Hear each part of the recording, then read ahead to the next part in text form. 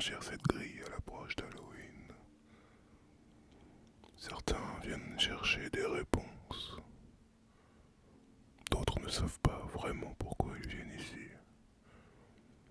Et ne t'inquiète pas, tu n'as rien à craindre tant que tu marches doucement et que tu ne prononces pas leur nom.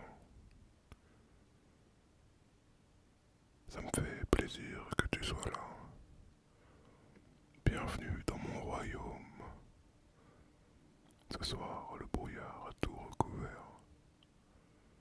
Il s'accroche aux pierres, s'enroule autour des croix, glisse sur les visages des anges brisés. L'air sent la terre humide, la cire fondue et les fleurs que plus personne ne vient changer. Qu'est-ce que je fais là à une heure pareille? Mais qu'est-ce que tu fais là à une heure pareille? Car pour moi, chaque soir, c'est la même chose. Je fais ma ronde, lanterne en main, pour m'assurer que tout est en ordre, que le silence tient bon, et surtout que personne ne se réveille avant l'heure. De nos jours, tout le monde m'appelle simplement le gardien, et ça me suffit. Mon rôle est simple, veiller, entretenir la mémoire des oubliés, balayer les feuilles qui s'amoncellent sur les noms, et empêcher le monde de les effacer complètement. J'ai commencé ici il y a longtemps, très longtemps. Suffisamment longtemps pour que parfois je me surprenne à me demander si j'ai un jour franchi cette grille de l'intérieur ou de l'extérieur. Je plaisante bien sûr. Oh, ne t'y trompe pas, j'aime ce que je fais ici. Mais les vivants passent toujours trop vite. Ils murmurent un nom, déposent une fleur, et s'en vont en laissant derrière eux un silence plus lourd encore. Mais moi, je reste. Je garde la lumière allumée pour ceux qui dorment ici, et parfois pour ceux qui se perdent, comme toi. D'ailleurs, tiens, tu devrais prendre cette lampe. Les ombres aiment jouer avec les visiteurs, et je ne voudrais pas qu'elles jouent avec toi. Viens, suis-moi. Je vais te faire découvrir mes pensionnaires. Ce sont de vieilles âmes, un peu trop bavardes pour certaines, un peu trop silencieuses pour d'autres. Certaines ont même de l'humour, crois-moi. C'est comme si ici, même la mort avait appris à rire un peu d'elle-même. Je te propose qu'on fasse le tour par cette allée. Celle-ci est la tombe du rêveur. Il s'appelait Jules. Ah, il était particulier, ce Jules. Il disait toujours qu'il voulait rêver pour l'éternité. Il était, pour ainsi dire, de son vivant, un éternel feignant. Et un soir, il s'est endormi au bord du puits, avec un sourire un peu idiot et naïf sur le bord des lèvres, comme à chaque fois qu'il pouvait arrêter de travailler. On l'a retrouvé 3 jours plus tard, au fond du puits, le sourire aux lèvres. Il avait compris qu'il n'aurait plus jamais à travailler. Depuis quand le vent souffle fort, on jurerait entendre un bâillement venir du fond de sa tombe. Drôle d'histoire, non? Celle-ci est la tombe de la dame aux roses noires. Elle n'avait pas pu être enterrée avec son mari. Il était parti à la guerre et n'en était jamais revenu.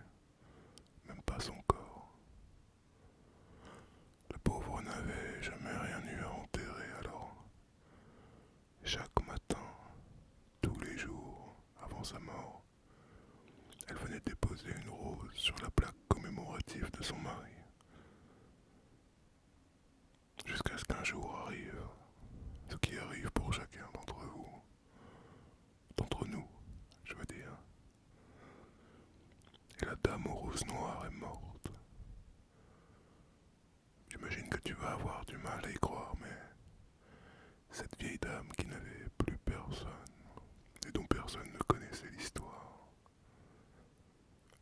le jour de son enterrement, quelqu'un a déposé une rose sur sa tombe.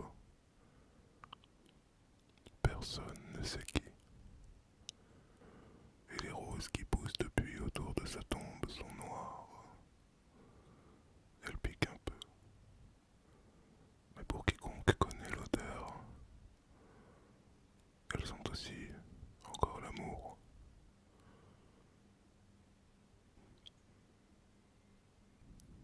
Ah, celui-ci, c'était un horloger. Il disait qu'il réparait le temps, mais qu'il manquait toujours 2 minutes dans sa journée pour aller au bout des choses.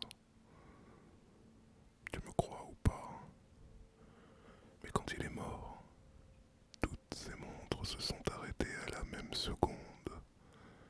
Des dizaines et des dizaines, toutes dans sa boutique, qui ont stoppé leur balai de concert, synchronisées,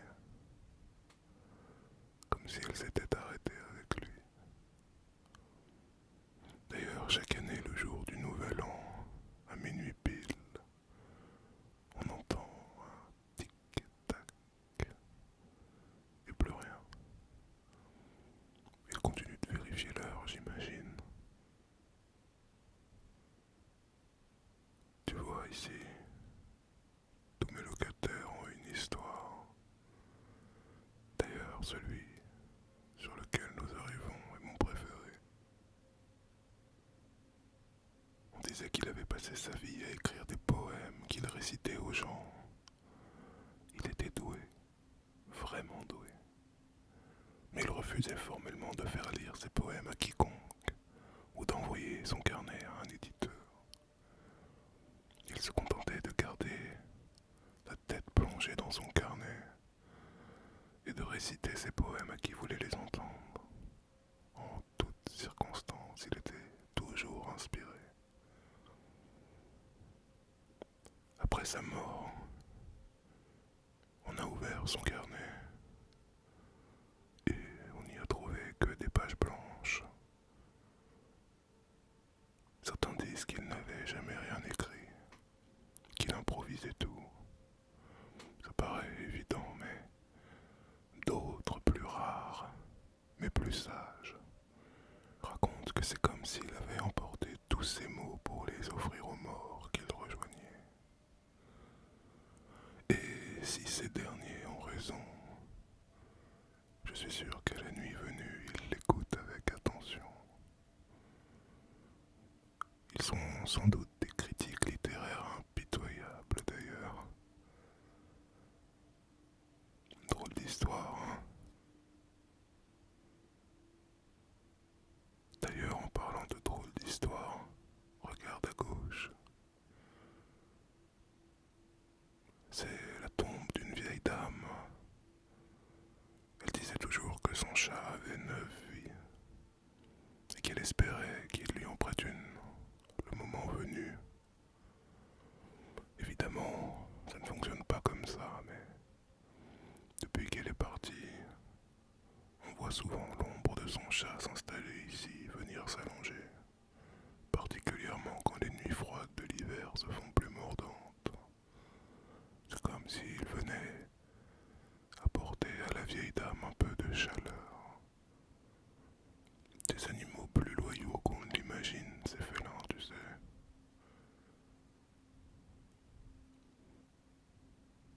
Regarde ces deux tombes un peu plus loin. Ah, ces deux-là, deux frères artisans, inséparables, même dans la mort. De leur vivant, ils avaient parié sur qui partirait le premier. Résultat, ils sont tombés du même toit le même jour. Et évidemment, on les a enterrés côte à côte. Ceux qui sont ici, une fois la nuit tombée, ont remarqué que chaque soir, leur croix se penche un peu plus l'une vers l'autre.